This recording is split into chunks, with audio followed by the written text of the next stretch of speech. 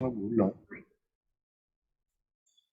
जब वो सामने लाके रख देगा इस चीज के लिए, तब हमारे लिए दिक्कत होगी, क्योंकि वहां पर हमको ये ध्यान रखा गया कि हम जो है वो प्रधान दोष की चिकित्सा कर रहे हैं। मैं अपने सब्जेक्ट को अब शुरू कर रहा हूँ, और वो मेरा सब्जेक्ट है। उसको लिए आप जो है उससे हेडिंग डाल सकते हैं, वायु से इतर दोषों के प्रकोप का स्वरूप। और दोषों के प्रकोप का स्वरूप क्या होता है, ये हमारा आज का सब्जेक्ट है, और इसको मैंने डिस्क्रिप्शन में लिख दिया है। अब वास्तव में हम शुरू करते हैं कि हमारा जो ये जो थोड़ी सी प्रस्तावना मैंने दी थी, उस प्रस्तावना में अब आपको मैं ले चलता हूँ। वायु का अन्य दोषों से जो प्रधान और अलग अलग रोगों का जो संख्या आचार्यों ने दर्शाई है, उसमें वायु के प्राकृतिक कर्मों में जब हम उसमें जाके देखेंगे, तो उसके वायु के प्राकृतिक कर्म में एक इसका जो मुख्य कर्म होता है, जो हमारे शरीर को निरोग बनाता है, निरोगी अवस्था में पैदा करता है, वो है उसका मलों का बहिर्क्षेपण। मलों का बहिर्क्षेपण का मतलब कि मल को अपने ही उसी के द्वार से उसको बाहर निकाल देना। अगर वो अधिक मात्रा में बनना है या सम मात्रा में बनना है, मैं अधिक मात्रा तो नहीं कहूंगा, अगर वो सम मात्रा में बनना है और वायु ही सम अवस्था में है, तो वो उस मल को उसके स्रोत के द्वारा बाहर निकाल देगी। यहाँ पर एक छोटा सा एग्जाम्पल दे दे रहे हैं, फिर आगे बढ़ जा रहा है। अगर वायु सम अवस्था में है और हमारी जो पक्वा क्या कहते हैं, जो पुरुषाग्नि और वायु, वहां पर दोनों तरह से पक्वाशय में ठीक है, और जो मल है वो भी सही रूप से बनना है, तो वायु वहां पर कुछ भी नहीं करेगी। वो अपने नैसर्गिक कर्म, जो उसका अपना कर्म है, मलों का उसी के स्रोतों के द्वारा बहिर्क्षेपण कर देना, अर्थात उसे उसके स्रोत के द्वारा बाहर निकाल देना, उसके द्वार से बाहर निकाल देना, ये वायु का कर्म है। उसी को कहा है कि ये बहुत ज्यादा इंपॉर्टेंट है। वायु का जो नए कर्म है कि मलों का बहिर्क्षेपण, इसको टेक्निकल भाषा में अगर याद रखेंगे तो बहिर्क्षेपण, वरना अगर सिंपल भाषा में याद रखें तो वायु का जो अपना नैसर्गिक कर्म है, जो अपना सामान्य उसका कर्म है, मलों का बाहर निकालना, इस तरह आप याद रख सकते हैं। मल तथा दोष जैसे जैसे बनते जाते हैं, वैसे वैसे वायु बहिर्द्वार की ओर उनका अवगमन, उसका उनका ट्रांसलेशन करती है, उनको वहां तक ले जाती है, और अववहन करती रहती है, और अंत में उससे जो रोग तथा द्वार से जो बाहर उसको निकाल देती है। यहां तक उसकी जो नैसर्गिक कर्म था बहिर्विक्षेपण का, वो बिल्कुल ठीक है। परंतु वायु यदि कुपित हो, तो उसकी जो मल क्षेपण की, यानी कि जो अभी मैंने ऊपर बताया था बहिर्क्षेपण, उसकी जो मल क्षेपण, मल का मतलब क्षेपण का मतलब मल को बाहर निकालना, बड़ी सरल भाषा में मैं आपको इसको बता रहा हूँ। निकालने की जो क्रिया वो पूर्ण रूप से ठीक नहीं हो पाती, और परिणाम था कब, अब इसमें आप एक क्वेश्चन भी है और एक आंसर भी है, कब, जब वायु प्रकुपित अवस्था में है, दोष तथा मलों का शरीर में संचय अगर वो नहीं निकाल पा रही है, तो दोषों का और मलों का शरीर में संचय होगा, उसकी वृद्धि होगी, और उसका प्रकोप होकर रोगों की उत्पत्ति होती है। बात का प्रकोप होने से ये सब कैसे संभव होता है, इसको अब समझ लेना बहुत आवश्यक है।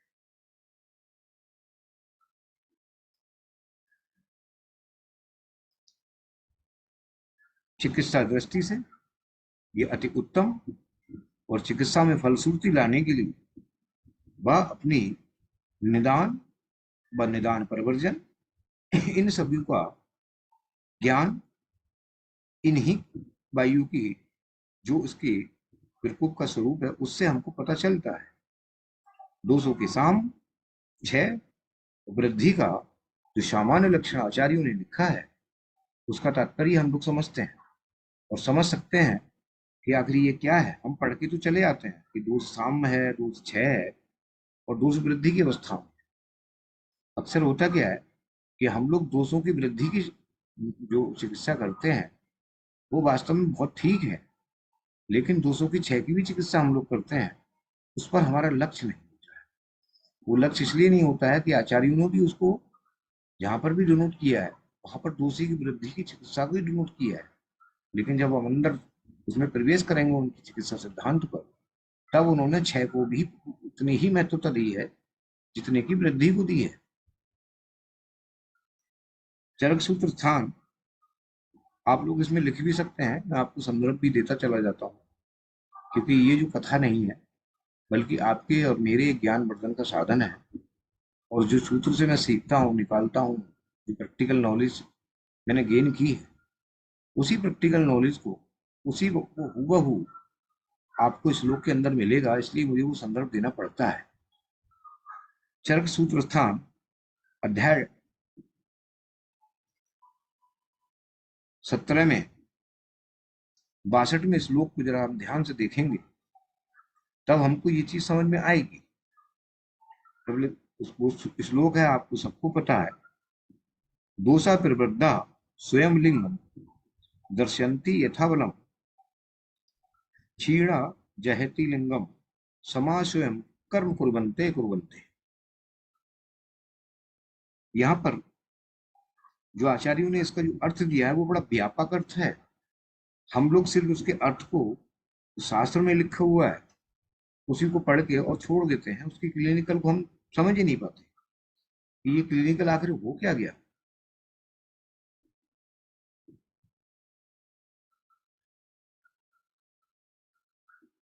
एक मिनट।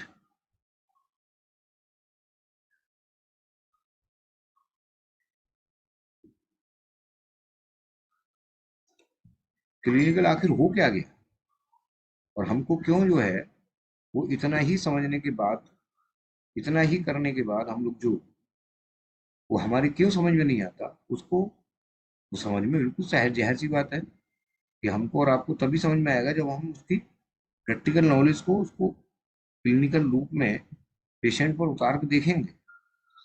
फिर हमको समझ में आ जाएगा कि हमारा क्लिनिकल वास्तव में ये है। देखते हैं, दो से साम्य, इसका अर्थ है दो से साम्यावस्था में हो तो उसके जो शास्त्रों तथा अनुभवगन जो गुण कर्म जो संभाव से होते हैं, शरीर से कोई विकार हुआ दृष्टिगोचर नहीं होता, दोषों की वृद्धि हो जाए तो उसके जस्ट, अब यहां से देख लीजिएगा ये क्लिनिकल है। ये क्यों नहीं आ रहा है?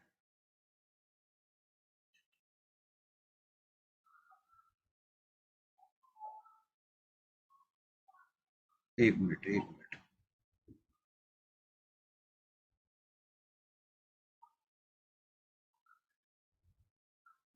हम्म। तो हम इसको ये समझते हैं कि दोषों की वृद्धि, अब यहां से हमारा क्लिनिकल शुरू होता है कि ऊपर के जो श्लोक का अर्थ था वो मैंने बता दिया, वो आपको अपने चरक सूत्र स्थान अध्याय 17 में 62 श्लोक में आप उसको देख सकते हैं, लेकिन इसका क्लिनिकल हमको चाहिए, क्योंकि हम अगर इसका क्लिनिकल नहीं मिलेगा तो संहिताएं आठ पढ़ने के बाद भी अगर हम जिसके तस यहाँ के यहाँ रह गए तो कोई फायदा नहीं है। अब दोष की वृद्धि यानी कि उसका प्रकोप हो जाए तो समझने की जरूरत है। तो जिस प्राकृतिक गुण की जितने प्रमाण में वृद्धि हुई है उस गुण के कर्म उतने प्रमाण में अधिक होंगे।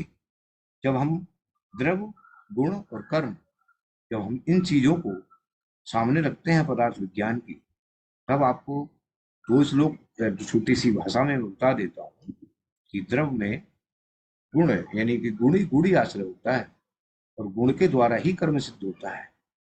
इस चीज का आप ध्यान रखें, बगैर गुण के कर्म कर्म कर्म नहीं होता। जो द्रव होता है वही कर्म करता है, लेकिन कर्म का लक्षण जो बताया है वो अंततः बताया है। अंत में जो आपको प्राप्त होगा वो उस कर्म का लक्षण होगा। अगर आपसे उसको अनुपसे प्राप्त हुआ तो आप समझे कि जो हमने द्रव दिया था उस द्रव के अंदर ये गुण थे, लेकिन उसका कर्म ये था। इसलिए आचार्यों ने बार बार कहा है कि कर्म कभी भी गुण की अपेक्षा नहीं रखता है। ये ध्यान रखना, कर्म कभी भी गुण की अपेक्षा नहीं रखता है। एक विद्यार्थी में गुण है, लेकिन वो कर्म कैसे करता है, वो उसका उपलक्षण है। वो कर्म करने के बाद जब उसका लक्षण सामने आएगा, तब उसे कहेंगे कि इसका गुण तो ये था, लेकिन कर्म इसका ये हुआ। जैसे सुंठी, सुंठी का गुण, सुंठी कैसी है, कटु। विपाक कैसा होना चाहिए था, या तो कटु विपाक होता, या फिर उष्ण विपाक होता उसका। लेकिन वहां पर क्या है, उल्टा है। विपाक, अब विपाक क्या हुआ उसका, मधुर। तब कर्म का जो सामान्य लक्षण है वो क्या है, कि जो विपाक होगा, विपाक के द्वारा ही जो एक्टिव प्रिंसिपल है वो काम करेगा, तब उससे पता चलेगी कि इसका कर्म क्या है। हम किसी के गुण को देखकर उसके कर्म की पुष्टि कभी नहीं कर सकते। इसलिए आचार्यों ने कहा है कि कोई द्रव अपने किससे, प्रभाव से, कोई द्रव अपने गुण से, कोई द्रव अपने रस से, कोई द्रव किसी से, इस तरह से हर द्रव जो है, हर द्रव जो है वो अपने गुण पर आश्रित होकर अपने कर्म को प्रदर्शित नहीं कर सकता। वो कर्म को प्रदर्शित तभी करेगा जब उसका वो कर्म सिद्ध हो जाएगा, गुण के द्वारा सिद्ध होगा। यहाँ पर वही चीज मैं बता रहा हूँ कि उस गुण के कर्म उतने प्रमाण में अधिक होते हैं। यहाँ पर एक एग्जाम्पल ले लेते हैं, क्योंकि हमारे लिए बड़ी कठिन परीक्षा होती है आयुर्वेद, कि हमको एक एक चीज उदाहरण देके अगर हम समझते हैं तब हमको समझ में आ जाती है। लेकिन अगर हमको किताबों के सहारे अगर समझ लेंगे, तो किताबों के सहारे तो फिर हम, हमारे जो आज दिशा हुई है, दशा दिशा मतलब जो दशा हुई है, वो कारण यही है कि हम जो है वहां तक अपने को ना तो हम दिमाग लगा सकते हो, बताने वाला है नहीं, जिसको आता है उसने हमें बताया नहीं, वो अपने साथ ही लेके चल दिया। जैसे अब मैं तीन गुण जो है वो कफ के बताता हूँ। सबसे पहले इसका उदाहरण है, मैंने आपको इसमें एक लाइन बोली थी, फिर मैं दोबारा से दोहरा दे रहा हूँ। ये सेशन आपके लिए बहुत इंपॉर्टेंट है कि दोषों की वृद्धि हो जाए तो उसके जिस प्राकृतिक गुण की जितने प्रमाण में वृद्धि हुई है, प्रमाण का मतलब अंश अंश कल्पना, कितने अंश में उसकी वृद्धि होगी, जितने प्रमाण में वृद्धि हुई हो, उस गुण के कर्म उतने प्रमाण में अधिक होते हैं। जैसे कफ में तीन गुण, स्निग्धता, कफ की शैत्यता और कफ की मधुरता। ये तीन गुण अगर हमने ऐसा कोई आहार विहार खाया जिसमें ये तीन गुण बढ़े, इन तीन गुणों में जो हम देखेंगे कि जो श्लेष्मा होती है हमारी, जो कफ होता है, उसके प्राकृतिक गुण है ये। और उससे क्या हुआ, श्लेष्मा की वृद्धि हुई। जब उसमें श्लेष्मा की वृद्धि होने पर जो वृद्धि को प्राप्त हुए गुण के अनुसार जो हमने उसके लक्षण देखे, हमने उसके साइन सिम्टम्स देखे, तो देखा क्या कि त्वचा, मुख, जिह्वा यानी कि हमारी स्किन, हमारा फेस, हमारी टंग, हमारे नेल्स, हमारे नेत्र, हमारा जो पुरीस मल और हमारा मूत्र आदि में स्निग्धता आई, वहां भी स्निग्धता आ गई। शीतता आई, वहां भी शीतता आ गई। मधुरता आई, वहां भी मधुरता आ गई। आदि गुणों की वृद्धि हो जाती है। और इनसे क्या होता है कि जो रोगों के हमको लक्षण मिलते हैं वो क्या मिलते हैं, किसी को कंडू मिलता है, किसी को आरुचि मिलती है, और किसी को अग्निमांद मिलता है। ये विकार दृष्टिगोचर होते हैं। अब यहाँ पर एक क्लिनिकल और आ गया, और वो आया कि जब अग्निमांद हुआ तो इन तीनों, स्निग्धता, शैत और मधुरता, इन तीनों के कारण, क्या तीनों से अग्निमांद हुआ, इन्हीं तीनों गुणों से अग्निमांद होता है, या इनमें से कोई दो से होता है, या इनमें से किसी एक से होता है। अगर हम स्निग्धता की बात करें तो आचार्यों ने कहा कि आपका भोजन स्निग्ध होना चाहिए, साथ में उन्होंने कह दिया कि उष्ण होना चाहिए। देखिए आप शैली देखिए, आपका भोजन क्या होना चाहिए, स्निग्ध होना चाहिए। साथ में उन्होंने कहा कि उष्ण होना चाहिए, तो सत्यता के बिल्कुल विपरीत बता दिया। और तीसरा कहा षड्रस युक्त होना चाहिए, और यहाँ पर एक रस है, मधुर, मधुरता है। अब वहां पर जो हमारा स्वाभाविक खाने का विधान था वो तो ये था कि भोजन स्निग्ध होना चाहिए, उष्ण उष्ण होना चाहिए और षड्रस होना चाहिए। जब कफ के गुण बढ़े तो ये तीन बढ़ गए, स्निग्धता, शैत और मधुरता। अर्थात हमने स्निग्ध का मतलब जैसे कि हमने सुबह को उठे और सुबह को उठ के दही लिया और उसमें घी डाल दिया और थोड़ी सी चीनी डाल दी, अब इसका मिश्रण बना के हमने खा लिया। और जब हमने इसका मिश्रण बना के खा लिया तो दही स्वाभाविकता वैसे तो कहते हैं उष्ण है, लेकिन प्रभाव से, चीनी के प्रभाव से वो शीतता को प्राप्त हो गया। और स्निग्धता थी, वो जो उसमें तो थी ही थी, लेकिन जो हमने उसमें थोड़ा सा घी डाला वो भी शीती गुण को प्राप्त है, और मधुरता सामने आ गई। अब इन तीन ही चीजों को लगातार हमने अगर खाते रहे तो जब लगातार खाएंगे और उसको खूब खाएंगे तब यहाँ पर क्या दिखेगा? त्वचा, मुख, जिह्वा, नख, नेत्र, पुरीष, मूत्र, इसमें स्निग्धता मिलेगी, शीतता मिलेगी और मधुरता मिलेगी। अर्थात इन गुणों की वृद्धि हो जाएगी। और उस स्थिति में पेशेंट बहुत दिन खाने के बाद जब हमारे पास आएगा तो लेके आता है स्किन डिजीज, लेके आता है आरुचि हो गई है, यानी कि जब आप जीभ खोल के देखते हैं कहते हैं सामता को प्राप्त है, डॉक्टर साहब खाने की इच्छा ही नहीं होती। तब पूरे उसके अंदर आम पच्चना आमाशय के अंदर, ये शरीर के स्रोतों के अंदर, वहां पर क्या हो जाता है, इन तीन गुणों की वृद्धि होती है। और ये तीन गुण उत्तरदायित्व होते हैं अग्निमांद के, और उस अग्निमांद से फिर कफाजन्य अग्निमांद की उत्पत्ति हो जाती है। और उस स्थिति में हमको रोग देखने को मिलते हैं। और रोग जो होते हैं वो ज्यादातर हमारे कफ से संबंधित होते हैं। तो किसी को फैटी लीवर होता है, किसी का कोलेस्ट्रॉल बढ़ा हुआ होता है, किसी को ठंड जाड़ा, किसी को ये जो हाइपोथायराइडिज्म होती है, ये सब जो है सामने आने की हमारी पूरी पूरी एक निदान के रूप में आती चली जाती है। दोस्त था कफ, बड़े तीन ही गुण, काम हो गया पूरा। दोष का,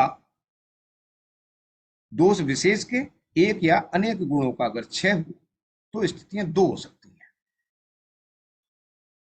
अगर दोषों का या किसी एक दोष का हम ले सकते हैं। हम पहले एक दोष को लेकर समझेंगे, उलझेंगे नहीं, क्योंकि उलझना हमारा काम नहीं है। हम किसी एक दोष को ले लें और एक दोष विशेष को ले लें, अगर उसका क्षय हो रहा है तो एक दो स्थितियां बनेंगी। वो दो स्थितियां आपके लिए बहुत इंपॉर्टेंट है कि वो दो स्थितियां क्यों, कौन सी होंगी? जो दोष के, जो जो दोष है उसके अनेक गुणों का क्षय हो,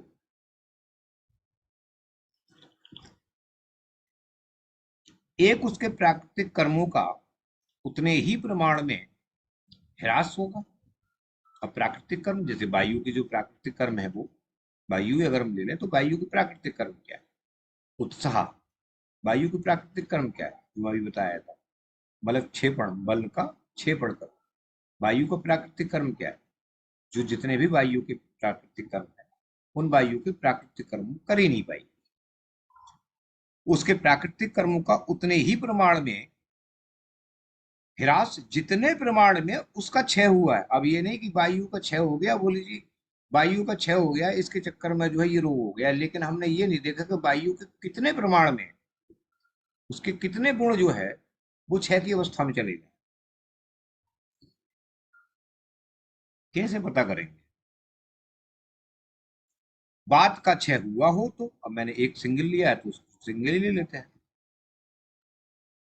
बात का क्षय हुआ हो तो उसके प्राकृतिक कर्म, जैसे उत्साह का ह्रास होता है। और दूसरी स्थिति ये हो सकती है कि दोष विशेष के जिन प्राकृतिक गुण कर्मों का क्षय हुआ है,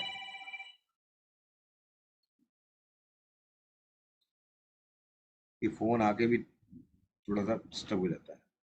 दोष विशेष के जिन प्राकृतिक गुण कर्मों का क्षय हुआ है उसके विरोध ही गुण कर्मों की उतनी ही मात्रा में वृद्धि होती है।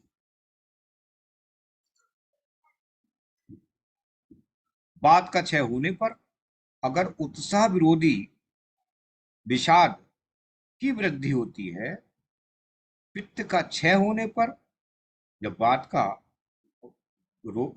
का जब क्षय होगा तो उसके उत्साह विरोधी क्या है, कौन सा दोष है उत्साह विरोधी, तो आप कमेंट कर तो सकते नहीं, मैं बता देता हूं, वो होता है कफ।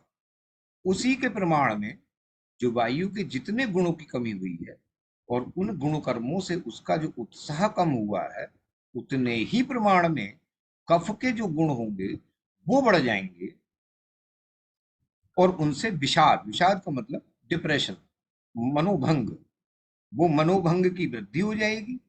यदि पित्त का क्षय होने पर किसी को दृष्टिमांद होता है, आंखें जो है उसकी काम नहीं करती हैं, दिखाई कम होता है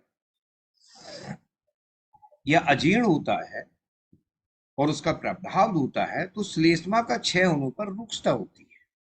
अगर श्लेष्मा क्षय होगी, श्लेष्मा का मतलब अगर कफ क्षय होगा तो शरीर में रुक्षता हो जाएगी और रुक्षता के साथ साथ फिर क्या क्या होंगे ये एक वायु के उसमें दिया गया है। इसका अब हम जो विस्तृत वर्णन है, जो विस्तृत रूप है क्लिनिकल, वो देखें। दोष विशेष के किसी गुण का क्षय होने पर अन्य दोष के अंगभूत जो विरोधी गुण की वृद्धि का कारण यह है।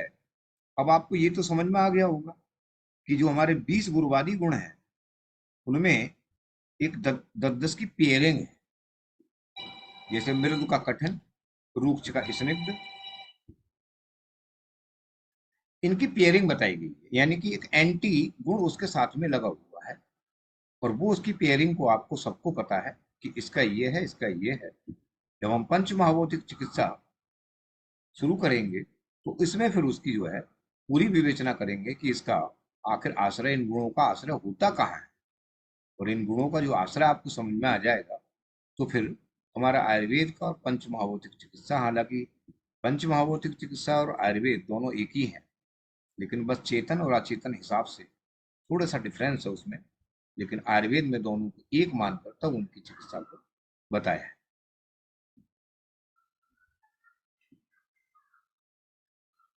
दोष विशेष के किसी गुण का क्षय होने पर अन्य दोष के जो अंगभूत, अंगभूत का मतलब उसके जो अपने गुण है, जिसके वो सहारे रह रहा है, कब का अपना जो गुण है वो स्निग्ध, पिच्छल, ये सब उसके अंगभूत गुण है, उनकी वृद्धि का कारण यह है कि दोषों के जो शास्त्रोक्त गुणों में जो परस्पर, कतिपय गुण परस्पर समान होते हैं और कुछ उसके विरुद्ध होते हैं। विरुद्ध गुण साम्यावस्था में रहते हुए एक दूसरे को नहीं बढ़ने देते। वही है, जब हम दोषों को पढ़ते हैं तो कहते हैं कि पित्त और वायु कैसे शांत रहेंगे, उनके तो गुण ज्यादातर जो है, ये कफ, इन तीनों को गुण आपस में एक दूसरे से टकराते हैं तो ये साथ कैसे रहते हैं और पूरे शरीर में रह के और शरीर को साम्यावस्था में रखते हैं। तो वहां पर उत्तर है कि दोष अपने जो दूसरा दोष है उसके गुण धर्मों को, उसके गुण को दबाकर एक दूसरे से तब वो साम्यावस्था में रहते हैं। यहाँ पर कहने का तात्पर्य ये है, जैसे कि एक कम्युनिटी है, उसमें 10 तरह के बच्चे हैं, उस 10 तरह के बच्चों में हमको साम्यवस्था बिठानी होती है, तो जिसका एक गुण होता है उसका दूसरा गुण अगर कोई प्रभावी दूसरे बच्चे में है तो उसको साथ में कर दिया जाता है कि तुम जरा इसको देखते रहना, ये बहुत चंचल है, तुम शांत हो और इसकी चंचलता पे तुम ध्यान रखो। तो वो उस पर हमेशा ध्यान रखता है कि यार ये कहीं गड़बड़ ना कर बैठे कुछ, मुझे इस पर ज्यादा ध्यान रखना है। तो वो उसके गुण को दबाए हुआ है और पूरे में शांति को बना के रखा हुआ है। ऐसे ही जो हमारे दोस्त होते हैं वो एक दूसरे के साथ में तो रहते हैं, लेकिन उनके गुणों को आपस में एक दूसरे को दबाव कर और शरीर में साम्य अवस्था को स्थापित कर कर पूरा जीवन हमारा उनके ऊपर टिका होता है और वो साम्य अवस्था में रहते हैं, एक दूसरे को साम्य अवस्था में बनाए रखते हैं। जैसे बात का अगर रूक्ष गुण है तो कफ का फिर स्निग्ध गुण है, वो उसके साथ में लग जाएगा और स्निग्ध गुण बात के रूक्ष गुण को बढ़ने नहीं देगा। तथा पित्त का जो ईशत किंचित स्निग्ध गुण है, ईशत किंचित स्निग्ध का मतलब जो साइजने गुण है, एक है, वो दूसरे को साम्य अवस्था में रखते हैं। देखिए, बात का रूक्ष गुण को कफ का स्निग्ध गुण, अब यहां पर आप ये लिख सकते हैं क्योंकि ये मैंने लिख दिया, ये तो मुझे तो याद है लेकिन आप भूल जाएंगे। बात के स्निग्ध गुण को बात के रूक्ष गुण को कफ का स्निग्ध गुण तथा पित्त का ईषत स्नेह गुण, ये साम्यावस्था में रखते हैं।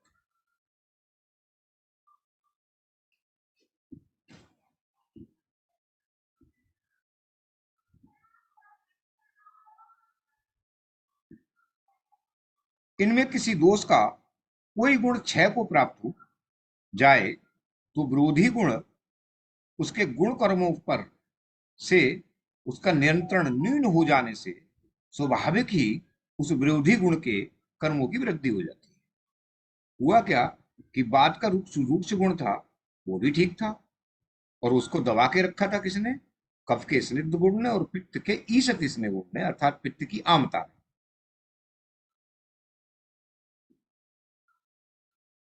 अब ये दो जिम्मेदार थे कि भाई साहब आप दो जिम्मेदार थे, और दो जिम्मेदार होने के नाते तुमने ये एक बालक को कंट्रोल नहीं कर पाए। जो पित्त का, अगर हमने उष्ण और तीक्ष्ण भोजन प्राप्त करना शुरू कर दिया, आहार विहार देना शुरू कर दिया, उसको खा रहा है मरीज, और पित्त का जो आयसनीय गुण था, जो उसकी स्निग्धता थी, जो इसका आयसनीय गुण था, वो खुद पित्त रुक्ष होता चला जा रहा है। जब वो खुद रुक्ष होता चला, समझने की कोशिश करिएगा इसको, क्योंकि जब तक हम इन चीजों को नहीं समझेंगे ना, तो आयुर्वेद में जो चिकित्सा होती है ना, वो चिकित्सा बड़ी टेढ़ी पड़ जाती है। और फिर हमको मिला जुला के जब चिकित्सा देते हैं तो हमको यही पता नहीं होता है गुड़ के कौन से किस पे कार्य करते हैं। तो कभी कभी होता है कि हमारे पास भी ये कंडीशन आती है कि गुरुजी आपने ये दिया तो ये क्यों दे दिया। तो हमको तो वो चीज, मेरे को तो मालूम है कि मेरे को यहाँ पर दबा के इसको उठाना है, और इसका भी कम ना है तो इसको भी ठीक रखना है। तो वो मुझे दवाइयाँ जो है देनी पड़ती हैं उसके लिए, और एक लंबा प्रिस्क्रिप्शन बन जाता है, एक लंबी दवाइयों की चैनता बन जाती है।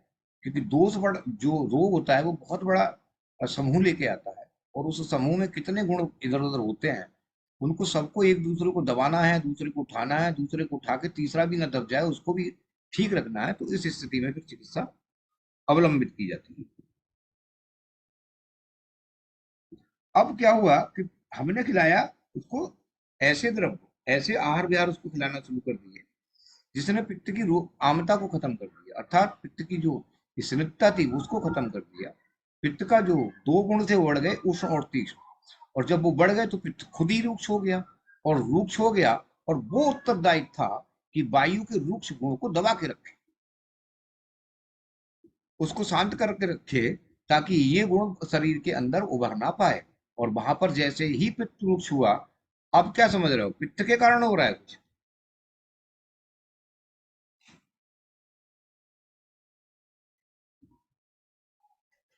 तो वायु को तुमने देखा ही नहीं। वायु को तो हमने ये मान लिया था कि ये तो है ही नहीं, केवल पित्त है, यहाँ पर पित्त की चिकित्सा कर रहे हैं, लेकिन हमने ये नहीं देखा कि यहाँ पर वायु के जो जिस गुण को पित्त के वो जो गुण दबाए हुआ था, अब उसको उसका कंट्रोल सिस्टम खत्म हो गया, और वो हो गई आजाद। और कफ की अब बस की बात नहीं है कि वो उसको इतना दबा के रखे। हाँ, कुछ गुण उसके दबा के रखेगा, जैसे कफ अगर उष्ण हो गया तो उसने वायु की शीत गुण पे कंट्रोल करे हुआ है, लेकिन वायु के रूक्ष गुण पे वो कंट्रोल नहीं किया हुआ है। और वायु के जब रूक्ष गुण कंट्रोल नहीं होगा, तब वो सूक्ष्मता को प्राप्त होगी होगी, फिर तो वो पित्त से संसर्ग कर ही लेगी, और उष्णता को प्राप्त होकर फिर सूक्ष्मता को भी प्राप्त हो जाएगी। और फिर सूक्ष्मता को जब प्राप्त हो गई तो उसी कप पर जाकर पार करेगी जिस जो उसके उस गुण को दबाए हुए था, और उस कफ का भी शोषण कर डालेगी। और जब उस कफ का शोषण कर डालेगी तब खुद सामने निकल कर आएगी और अपने लक्षणों को प्रदर्शित करेगी। अब वहां पर हम चक्कर में पड़ गए कि दोस्त था क्या और चिकित्सा किसकी कराएं।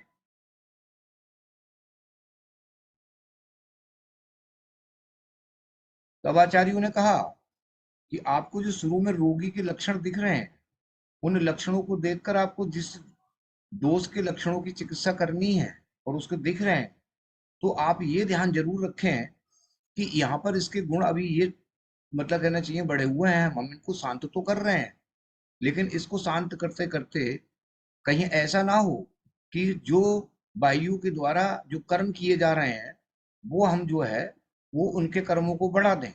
तब आपको पित्त की चिकित्सा करते करते ये भी ध्यान रखना है कि उसके पित्त के जो चिकित्सा कर रहे हैं कि ये किसी भी तरह से दृढ़ता को प्राप्त हो, अर्थात इसमें आमता आनी चाहिए, लेकिन वो इतनी आमता ना आ जाए कि वो उसके सरगुण को बढ़ा दे, अर्थात उसमें स्निग्धता को बहुत ज्यादा बढ़ा दे और तीक्ष्ण और जो उसके उष्ण गुण है वो शांत हो जाए और उसी के फिर अनंतर जो कफ है वो बढ़ता चला जाएगा।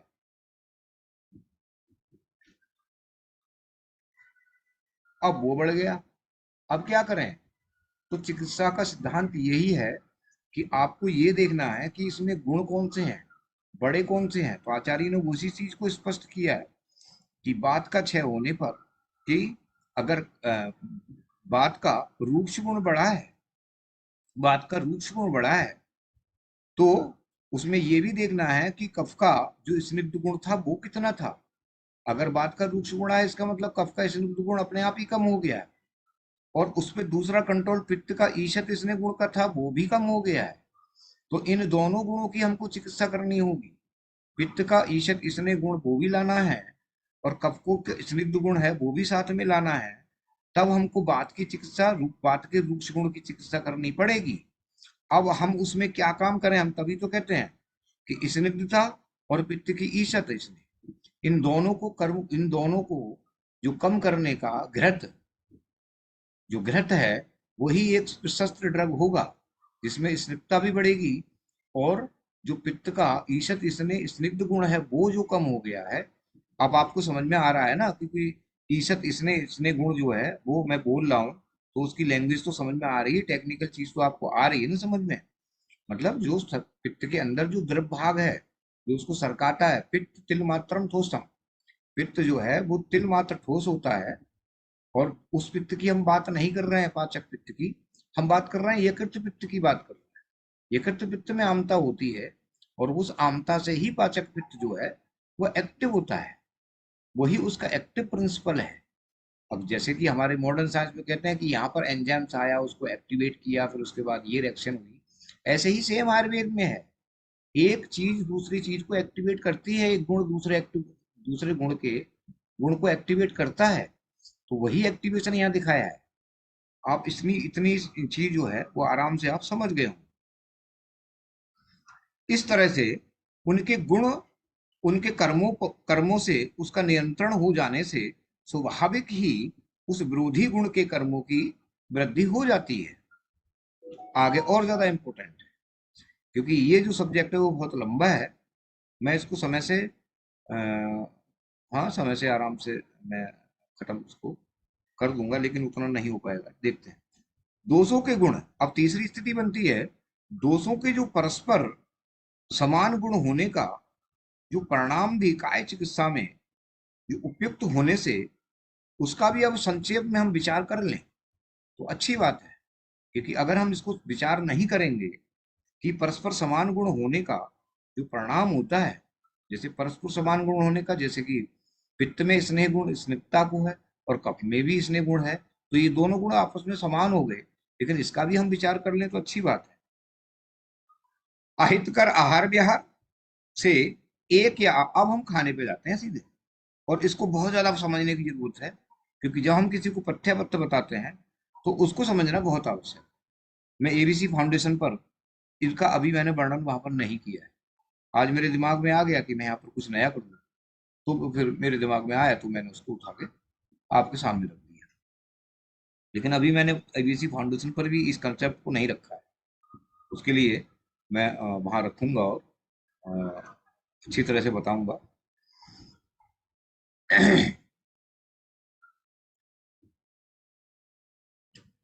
अब हम बात करते हैं आयतकर आहार विहार, यानी कि पहले हम पत्ते पत्ते पर निगाह डाल लें उसके बाद क्या होता है वो देखते हैं। अब हमने खाना खाया, आहितकर आहार विहार में से एक या अनेक जिन गुणों की वृद्धि हो जाए। अब हमने कोई खाना खाया और खाना खाने के बाद जिसमें जिन गुणों की वृद्धि हो रही है, किसके? दोष के। अब वो दोष की वृद्धि तो तभी होगी जब उस आहार विहार के अंदर होगी।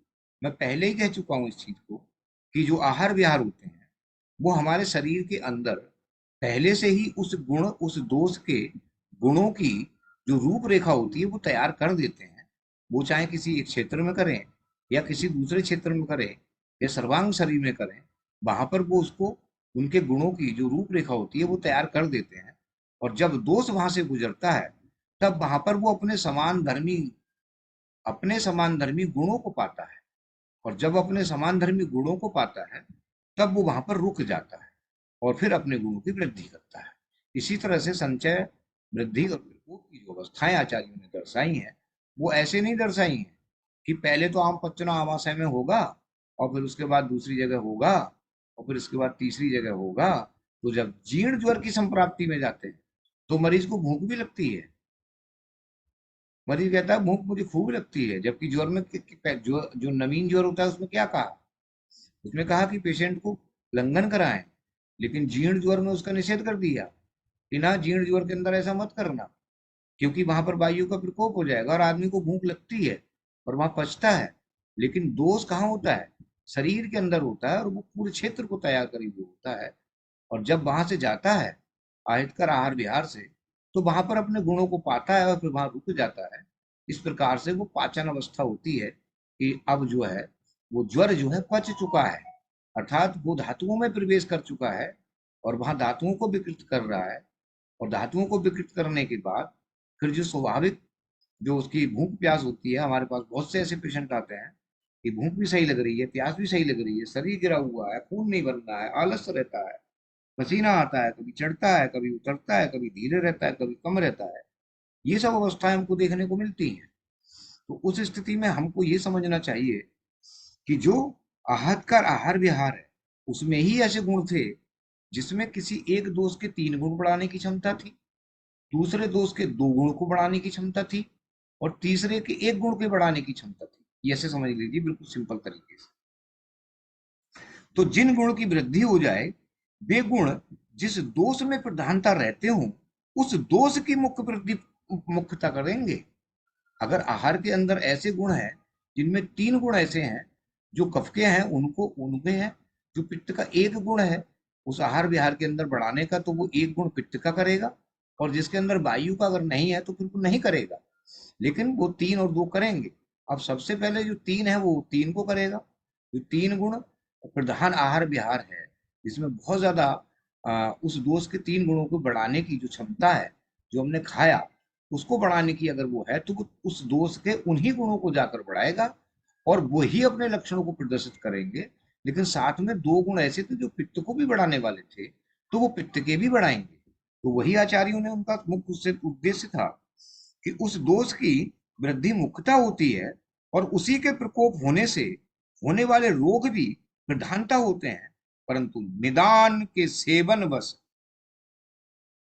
प्रकुपित हुए गुण अन्य किसी गुण के भी गुण होते हैं, भले ही वे गुण उस दोष के प्रधान गुण ना हो। निदानवश उस गुण का प्रकोप होने से उसके आश्रयभूत दोष का भी प्रकोप होता है। और यद्यपि अल्प प्रमाण में और उस अप्रधान दोष से भी रोग उत्पत्ति होती है, जो अप्रधान रोग था उससे भी वो अल्प मात्रा में जरूर था, लेकिन उससे भी रोग उत्पत्ति ये हो जाएगी कि जो आहार विहार था, उस आहार विहार में लगातार थोड़ा थोड़ा, यानी कि पित्त के 2 गुण के 1 गुण के बढ़ाने वाला आहार था, लेकिन हमको दिखाई ये पड़ रहा था कि जो हम आहार खा रहे हैं उसमें कफ के बढ़ाने वाले 3 गुण हैं, लेकिन पित्त पर हम ध्यान नहीं दे रहे हैं। पित्त के गुण को बढ़ाने वाला भी 1 गुण है जिसको अप्रधान कहा, वो धीरे धीरे करके प्रधानता की उपस्थिति में आ जाएगा और उससे भी रोग की उत्पत्ति होगी होगी। यद्यपि अल्प प्रमाण में और उस अप्रधान दोष से भी रोग उत्पत्ति होती है, परंतु गौड़ या अनुबंध के रूप में। अब बताओ ये अनुबंध और अनुबंध का क्या मतलब हो गया। अब यहां पर मैं एक शब्द को लेके चला आया कि अनुबंध और अनुबंध। अनुबंध है और अनुबंध, अब इन दोनों में डिफरेंस शायद आपको अब पता चल गया। अब मेरे को ये आवश्यकता नहीं होगी कि अनुबंध क्या है और अनुबंध क्या है। अनुबंध के रूप में चिकित्सा में कुपित गुण के ही समन को विशेषता लक्ष्य में रखा जाता है कि पित्त का गुण है, पित्त का रोग है, हम पित्त की चिकित्सा कर देंगे, रोग हमारा ठीक हो जाएगा। तो अब ये बताओ कि हम अगर ये सोचकर चिकित्सा कर रहे हैं तो हम जो अपने समान धर्मी चिकित्सक हैं, जो हमारे मेडिकल साइंस के हमारे डॉक्टर लोग हैं, उनमें और हम में आप फिर अंतर क्या रहेगा? क्योंकि वहां तो सीधा सीधा है, हर आदमी जानता है साइड इफेक्ट। तो क्या हमारे आयुर्वेद में साइड इफेक्ट नहीं होगा?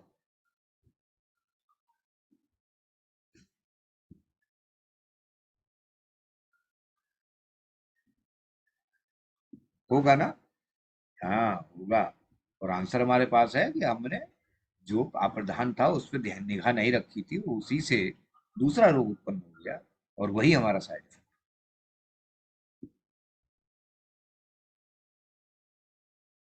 कुपित गुण को ही समन में विशेषता लक्ष्य में रखा जाता है। इसका एक उदाहरण ले लेते हैं तो अच्छी समझ में आ जाए। अम्ल रस के अतिसेवन से पित्त की वृद्धि होती है और प्रधानता होती है, ये आपको सबको पता है।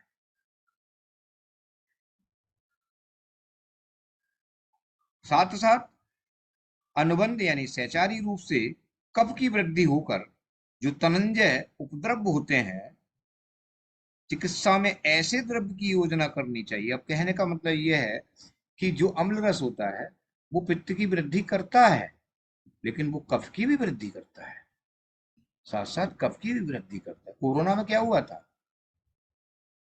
कोरोना में पित्त की वृद्धि हो नहीं पा रही थी, वायु बढ़ नहीं पा रही थी शरीर के अंदर, वायु का जो रूक्ष गुण था वो बढ़ नहीं पा रहा था, और कफ का स्निग्ध गुण यानी कि जो अम्ल तत्व हम खा रहे थे उससे कफ की ही वृद्धि हो रही थी, वो वायु के रूक्ष गुण को दबाए हुए रखा था। और हम अभी ऊपर पढ़ के आए हैं क्या? पित्त का स्निग्ध, पित्त का सा द्रव स्निग्ध गुण और कफ का स्निग्ध गुण वायु के रूक्ष गुण को कंट्रोल करता है। और वहां पर वायु के रूक्ष गुण को ही पैदा करना होता था, क्योंकि उस समय बसंत ऋतु चलती थी और वायु के रूक्ष गुण को पैदा करना होता था। और उधर हम नींबू खा के हम पित्त को बढ़ाना तो चाह रहे थे, लेकिन उससे पित्त बढ़ ही नहीं रहा था, क्योंकि वहां पर कफ पहले से ही अपने गुणों को बढ़ाया हुआ था। और जितना सब कुछ हो रहा था, नींबू उस कफ को ही बढ़ा रहा था और वायु की रूक्षता को फिर दोबारा से कम कर रहा था। निमोनिया हो रही थी, वायु रूक्षता को, वायु शीतलता को प्राप्त हो रही थी। और यही कारण था, जैसे जैसे गर्मी बढ़ती चली जाती थी कोरोना हटता चला जाता था। तो अब यहां पर हम ये देखें कि अम्ल रस के अति सेवन से पित्त की वृद्धि प्रधानता होती है, साथ साथ जो अनुबंध यानी कि जो सहचारी रूप में कफ की वृद्धि होकर जो तरंजय उपद्रव रोग होते हैं उनका चिकित्सक ध्यान नहीं रखते। और ऐसी स्थिति में अगर अम्ल रस का सेवन कराया जाए तो कफ की वृद्धि होकर कफ के तनंजय रोग उत्पन्न होते हैं। अगर किसी को अग्निमांद है और कफज अग्निमांद है तो उसमें नींबू का, खट्टे का परिवर्जन करना चाहिए, नहीं खाना चाहिए। हम तो मना करता हूं, लेकिन आप क्या करते हैं वो आप खुद ये सोचो कि जिसको फैटी लिवर है वो क्या नींबू खाने योग्य है?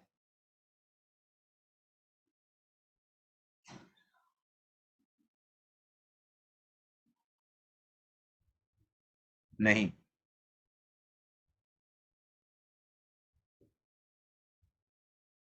जब वो खाने योग्य फैटी लिवर में है ही नहीं, कफज अग्निमांद है, तो हम नींबू की व्यवस्था उसके भोजन में कैसे करते हैं? हम नहीं कर पाएंगे। चिकित्सक चिकित्सा में ऐसे द्रव्य की योजना करनी चाहिए जो दोनों दोषों का विरोधी हो, यथा जैसे कषाय तथा तिक्त रस। तिक्त रस जो द्रव्य होने, दोनों कषाय और तिक्त रस दोनों जो द्रव्य होते हैं वो दोनों दोषों के विपरीत होने से उसकी योजना ऐसे विकारों में की जाती है। अब आप ये समझ लीजिए कि जब आपको ऐसा लगे, अब इसमें आप चिकित्सा भी अपने हाथ से निकाल सकते हैं, क्योंकि मैंने इसको केवल इंडिकेशन बतौर इसमें लिखा है, और उससे आप पूरी पूरी तरह से अपनी चिकित्सा को निकाल सकते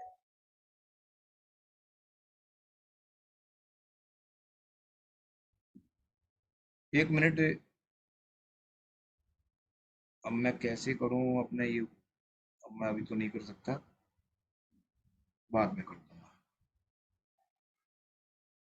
तब वहां पर अगर हमको ऐसा लग रहा है कि यहाँ पर ये पित्त और कफ दोनों बढ़ाएगा, तो उस स्थिति में हमको कषाय रसयुक्त और तिक्त रसयुक्त इन दोनों द्रव्यों का से युक्त जो हमारे द्रव्य हैं, उनकी योजना अगर हम कर लेंगे, तो हमारी चिकित्सा फलीभूत हो जाएगी। इस विषय का विचार आगे करेंगे, और उससे पहले कुछ और देख लेते हैं। कुछ और का मतलब इसी से संबंधित।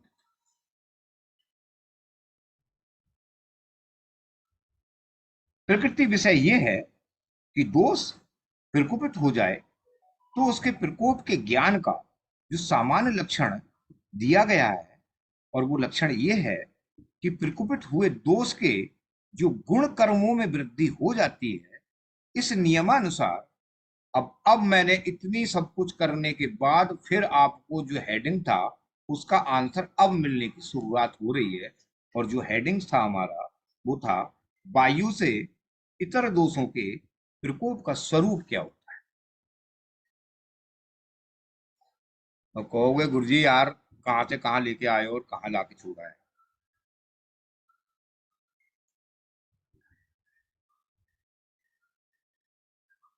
प्रकोपित हुए दोष के जो गुण कर्मों में वृद्धि हो जाती है, इस नियमानुसार वायु का प्रकोप होने पर उसके द्वारा जो दोषों का उसके बहिर्मुखी निर्हरण अधिक प्रमाण में होना चाहिए। और इस प्रकार शरीर में दोषों का संचय होकर वृद्धि और प्रकोप प्राप्त नहीं होना चाहिए। दिमाग में आएगा ना कि वायु तो वहां थी। जब वायु थी वहां, तो दोष प्रकोपित हुए तो उसको बाहर निकाल के फेंकना चाहिए, उसको लगातार लगातार फेंक फेंक देना चाहिए। ये आपके दिमाग में सवाल आएगा ही आएगा। प्रत्यक्ष क्षय की प्रत्यक्ष क्षय की होना प्रत्यक्ष क्षय भी होना चाहिए।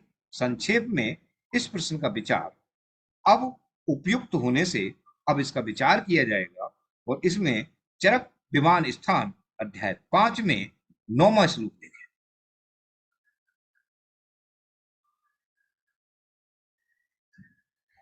क्या है? दोष विषम होकर जैसे जैसे धातुओं, अर्थात हमारी सप्त धातु रस रक्त मांस मेद मज्जा शुक्र उपधातु स्नायु कांडु जितने भी हैं, मल जो हमारे पुरुष मूत्र मल जो जितने भी हैं, और अन्य दोषों को दूषित करते हैं, वैसे स्रोतों को भी वो इसी प्रकार से दूषित करते हैं। ये उनका स्वभाव है। ये उनका कोई वो नहीं है, बल्कि ये उनका स्वाभाविक है कि अगर वो प्रकोपित होंगे तो इन सबको जो है वो दूषित करते हुए चले जाएंगे। तब चरक जी ने विमान स्थान में अध्याय 5 में 9वें श्लोक को लिखकर और फिर उसको वहीं पर 4 लाइनों में 2 लाइनों में लिखा और थोड़ा सा अर्थ दिया और फिर उसको छोड़ दिया। बोले बाकी बोले बाकी तो जो हमारे आज भगवान श्री कृष्ण करेंगे वो जाने, और बाकी तो हमने जो कर दिया वो आप जाने।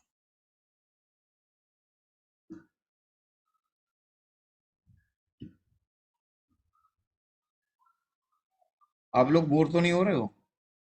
हमारे फेसबुक पर काफी लोग देख रहे हैं। और एबीसी फाउंडेशन की तरफ से मैं डॉक्टर हरिओम सबका स्वागत करता हूँ। आप लोग हर शुक्रवार को ऐसे ही जुड़ते रहिएगा। मेरा मनोबल नहीं टूटे। आप लोग जुड़ेंगे तो मैं आपसे कुछ नहीं ले जा रहा हूँ, आपको कुछ ना कुछ दे के ही जा रहा हूँ। और आपको अगर मुझे देने की कोई सलाह है, तो आप मेरे व्हाट्सएप ग्रुप में आ जाइए। और उसको कभी ये मत सोचिएगा कि हमारी कोई बिजनेस है। कोई बिजनेस नहीं है। आप अपना नंबर भेजो, मैं आपको व्हाट्सएप में भी ऐड करूँगा। और फिर आप जो है आप हमारी जो 8:30 बजे डेली इंटरेक्टिव जूम सेशन होता है, उसमें आप अपना आइएगा। आपको लिंक मिलेगा, और फिर आप अपने विचार भी रखें, हमको भी सिखाएं, खुद भी सीखें, आयुर्वेद को आगे बढ़ाएं। एबीसी फाउंडेशन की सिर्फ एक तर्ज है कि किसी भी तरह से हर व्यक्ति की नॉलेज इस पर शेयर होना चाहिए और वो आगे हमारे बच्चों के काम आए। हम जिस तरह से ठोकर खा के आज यहाँ तक आए हैं सब लोग, वो हमारे बच्चों को देखना ना पड़े। हमारे जूनियर हैं, हमारे सीनियर हैं, हमारे जूनियर ही आएंगे, उनको उनको जो है वो ये परेशानी ना आए। उनको बड़ी आसान भाषा में आयुर्वेद अ, मतलब कहना चाहिए, आना चाहिए। और धीरे धीरे करके आएगा तो वो आधुनिकीकरण करेंगे। और हम लोग, मैं अब सबके लिए नहीं बोलूंगा, सॉरी उसके लिए, मैं भले ही रहूं ना रहूं, लेकिन कम से कम इतना तो होगा कि हाँ, आज हमारा वही योग आने वाला है, वही चीज हमारे सामने है, इसको हम। और एक चीज मैं आपको बता दूं, मन जिस विषय को लेकर अपनी आत्मा के साथ होता है, वो उसी प्रकार की योनि में जाता है। शायद हो सकता है कि मैं भी फिर दोबारा से मनुष्य योनि में आऊं, क्योंकि मन में मेरे बहुत है और आयुर्वेद को लेकर ही है, और वो मेरे साथ जाएगा, ये तय है। मिलेंगे। दोष विषय, दो तब कहा कि तेषाम सर्वेशा में बात पित्त श्लेष्माणाम फिर दुष्टा दूष्य तारो भवंती। दोष स्वभाव, दोष स्वभाव जो है वो बाधती, उनका ये अपना स्वभाव है, इसमें कुछ नहीं हम कर सकते। कि वो पहले तो दोष फिर कुपित होंगे, फिर दोषों को फिर कुपित, दोष फिर धातुओं को फिर कुपित करेंगे, फिर उपधातुओं को फिर कुपित करेंगे, और फिर जो है स्रोतोषों को भी फिर कुपित कर देंगे, और फिर रोग की उत्पत्ति करेंगे। ये उनका स्वभाव है, इसमें हम कुछ कर नहीं सकते। तब उन्होंने कहा जब स्वभाव है तो फिर ऐसे द्रव्य बताओ जो कि इनके स्वभाव को हम चिकित्सा के रूप में कैसे उपयोग में लाएं, ताकि हर दोष के प्रत्येक ग्रुप का हम काम करके और फिर उसको शारीरिक रूप जो हमारा शरीर है उसको हम ठीक कर सकें। तब उन्होंने दो भागों में इसको डिवाइड कर दिया। तब कहा शीत और उष्ण द्रव्यों के दो वर्ग,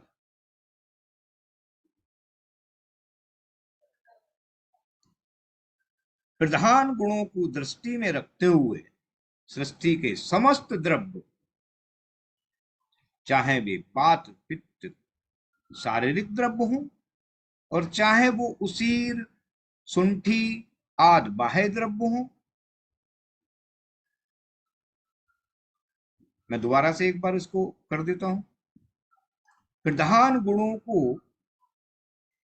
दृष्टि में रखते हुए सृष्टि के समस्त द्रव्य, चाहे वे वातादि दोष शारीरिक द्रव्य हों और चाहे वो उसीर यानी कि खस सुंठी आदि बाह्य द्रव्य हों, उनके दो विभाग किए जा सकते हैं, और एक है सोम और दूसरा है अग्नि।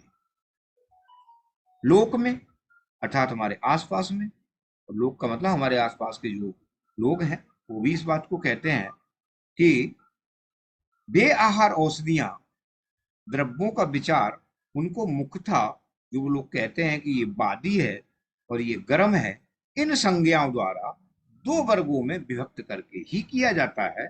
और लोक व्यवहार में दो भाषाएं होती हैं कि वो बादी थी, बादी का मतलब ठंडी थी, और बोले वो गर्म चीजें थी, गर्म चीजें मत खाना, बादी चीजें मत खाना। हम यही तो चिकित्सा में मरीज को समझाने के लिए एक हम जो उसकी टेक्निकल चीज है वही तो हम बताते हैं।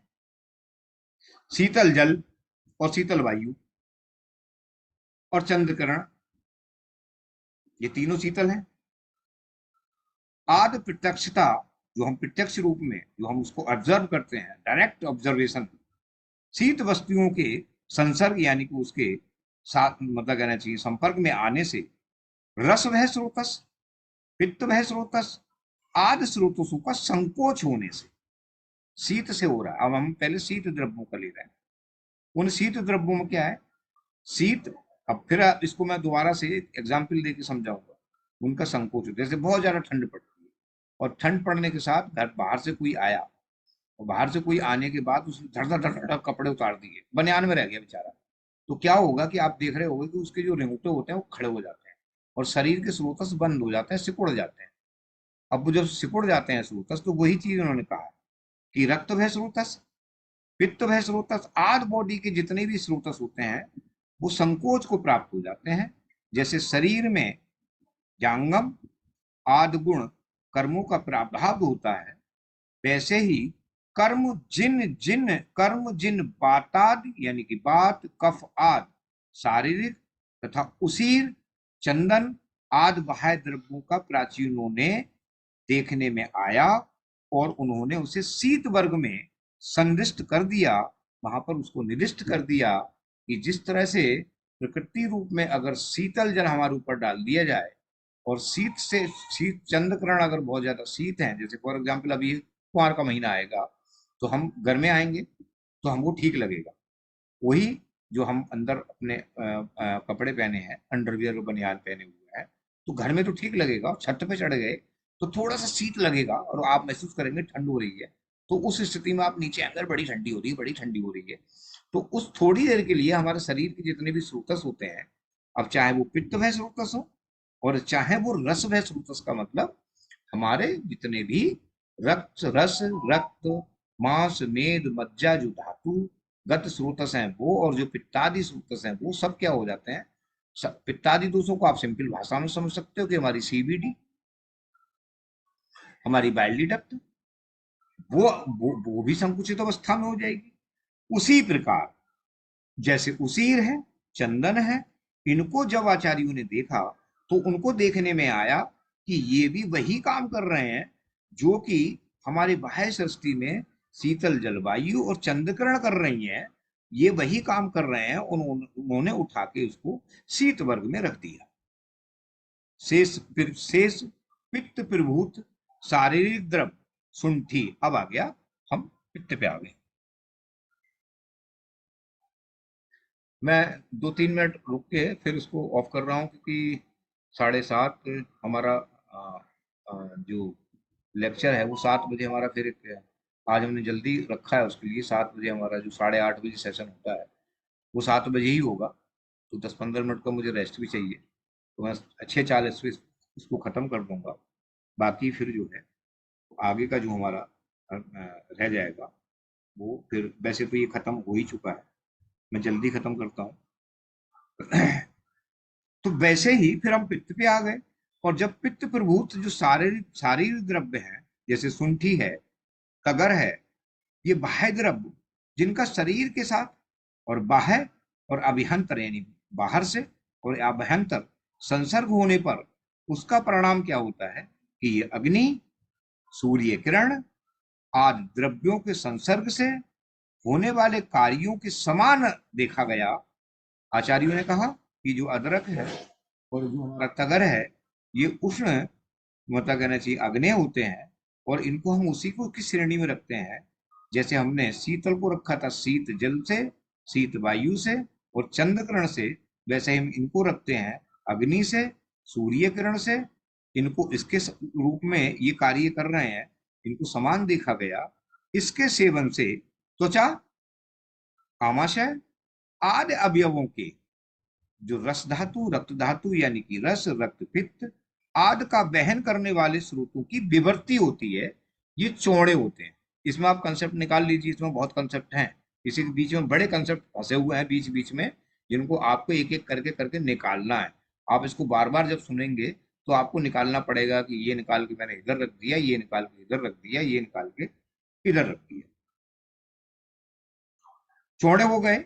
और उस स्थिति में स्वेदन, अग्निदीप्त, लाघव आदि क्रियाएं दृष्टिगोचर हुई, उन्हें उष्ण वर्ग में स्थापित कर दिया। स्निग्ध और रूक्ष आदि अन्य भी पृथक गुण द्रव्यों में देखे जाते हैं तथा शास्त्र में उसका वर्णन भी किया गया है, और उसका समावेश इन्हीं दो वर्गों में किया जा सकता है, और प्राचीन आचार्यों ने वैसा ही किया है जैसा कि हम आज की जो इतनी हमारी जो वक्तव्य रहा, जो मेरा लेक्चर रहा, उसमें मैंने जितना आपको बताया वो अभी तो बहुत है, और आगे जो हमारा जो अगले शुक्रवार को जो हमारा रहेगा उसका पूर्ण रूप से हेडिंग रहेगा इसके आगे का बिल्कुल जस्ट, क्योंकि अभी हम धातुओं पे आए, तो धातुओं पे थे, अब हम स्रोतों पे जाएंगे, तो वायु का स्रोतों पर कैसे प्रभाव होता है ये हम अगले अपने वाले अगले शुक्रवार को जो होगा उसमें मैं आपको बताऊंगा पूरी तरह से। इसमें अगर किसी को कोई भी अगर दिक्कत हो तो हमारे व्हाट्सएप पे आइएगा, मेरा नंबर है 99 277-53780, इस पे आप आ जाइएगा। मैं एक बार फिर आपको रिपीट कर दे रहा हूँ, मैं इसमें लिख दे रहा हूँ, और आप अपना जो है इसमें, ये मैंने अपना नंबर इसमें लिख दिया, इसको आप जो है मेरे व्हाट्सएप पर भेज दीजिएगा।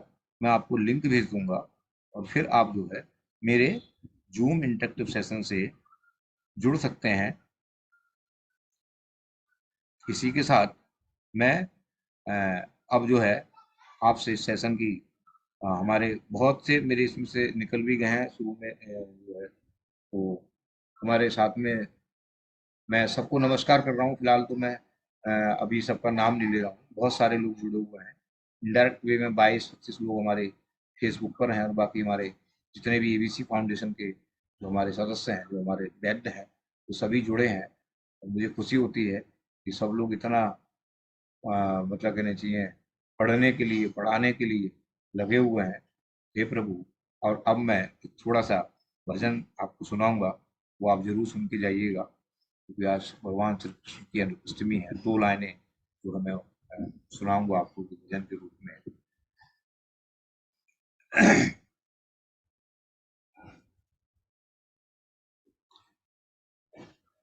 लो आ गई पूतना, देखो माया जाल फैलाने,